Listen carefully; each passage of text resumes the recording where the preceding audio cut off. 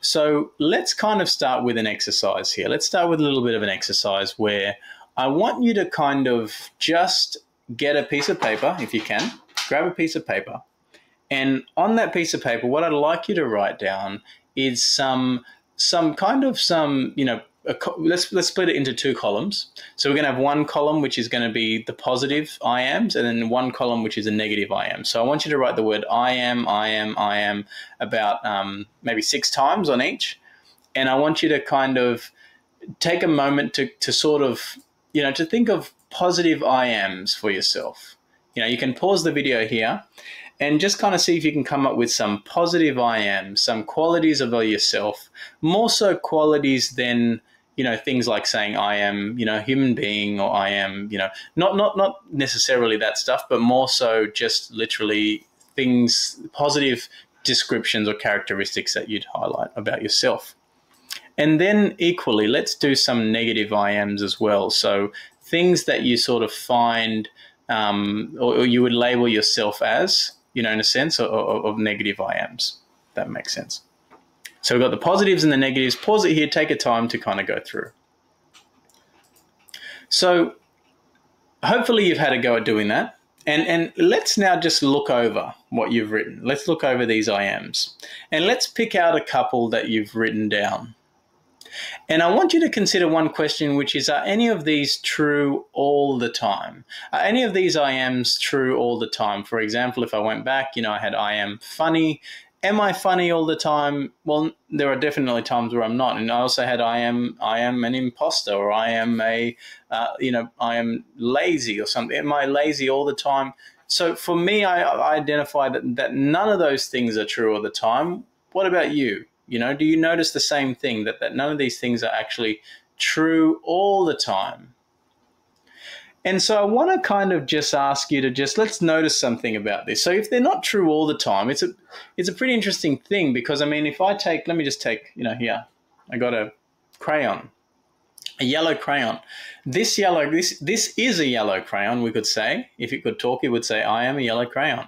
And given that it is a yellow crayon, it is true all the time for it. But since this stuff is not true all the time, could we reframe it into a more accurate depiction? And that's what I want to ask you to do here, is I want you to take anything that you've written, like I am lazy, and I want you to actually shift it into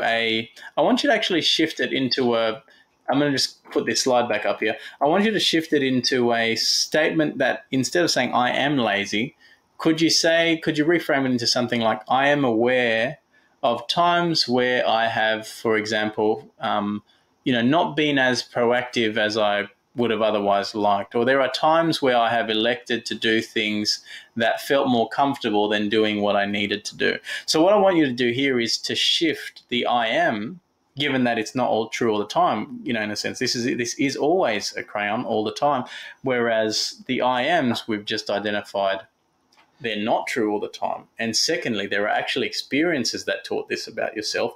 So let's actually let's kind of come up with something that's more true, more accurate, in a sense of saying, rather than the I am, could you reframe it in I am aware, or I am noticing, or I recall, something where you can actually identify the experiences that taught that to you. So, we could have a experience, for the story of I am. Let's take I am caring. You might have that as a positive.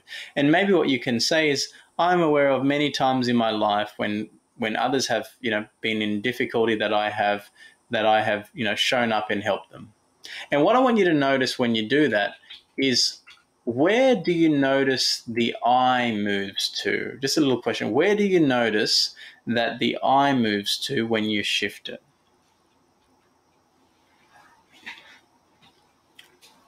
Interested in your answer to that question. But what you might find is that the I actually moves to 2 places.